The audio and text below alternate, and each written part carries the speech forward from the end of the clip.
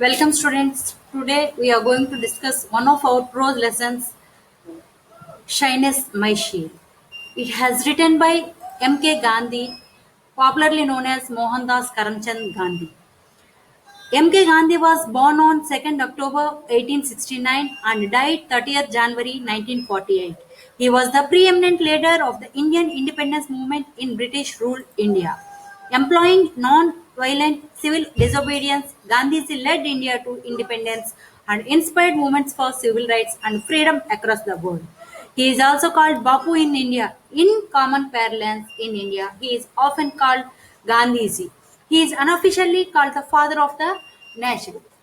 Coming to the point, today our essay has taken from his autobiography, My Experiments with Truth.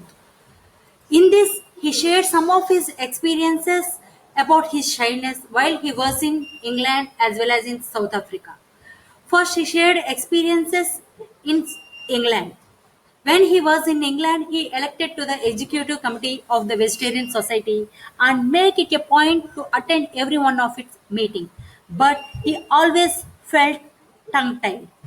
In the meantime, a serious question came up for discussion.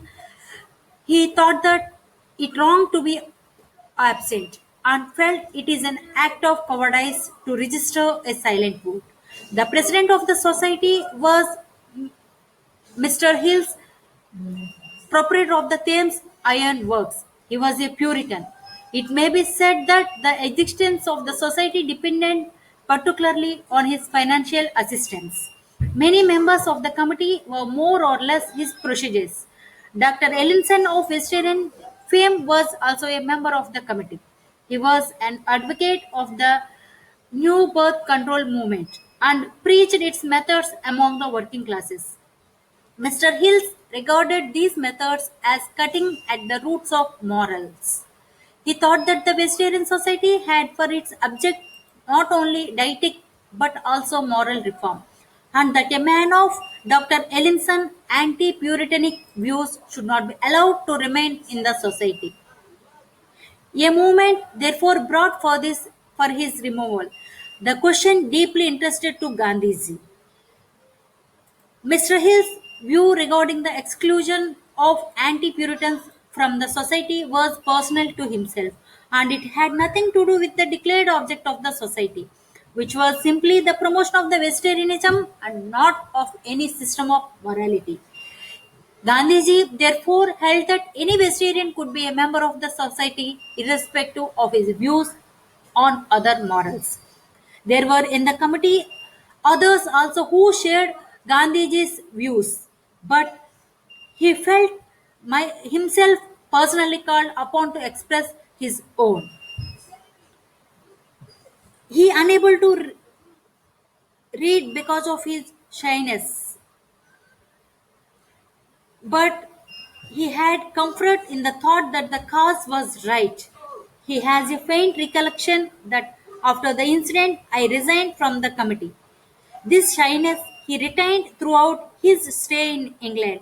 Even when he paid a social call, the presence of a half a dozen or more people would strike him dumb. Gandhiji once went to Vetnor with Sajat Mujumdar. They stayed there with a vegetarian family.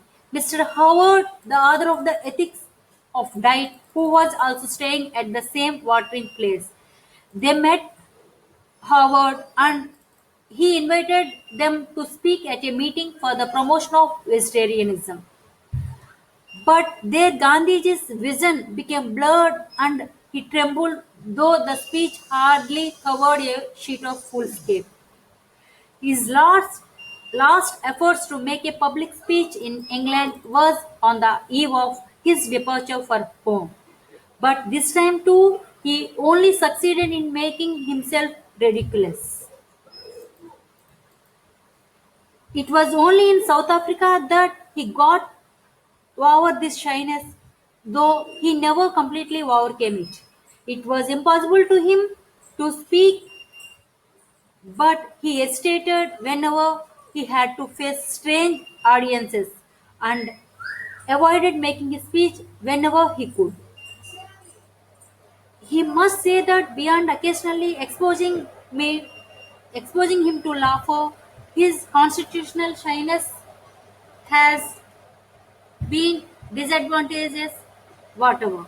In fact, he can say that on the contrary, it has been all to my advantage. His hesitancy in speech, which was once an annoyance, later became his pleasure. Its greatest benefit has been that it has taught him the economy of words. He have naturally formed the habit of restraining his thoughts. Experience has taught him that silence is part of the spiritual discipline of a artery of the truth. Proneness to exaggerate, to suppress, to modify the truth, willingly or unwittingly.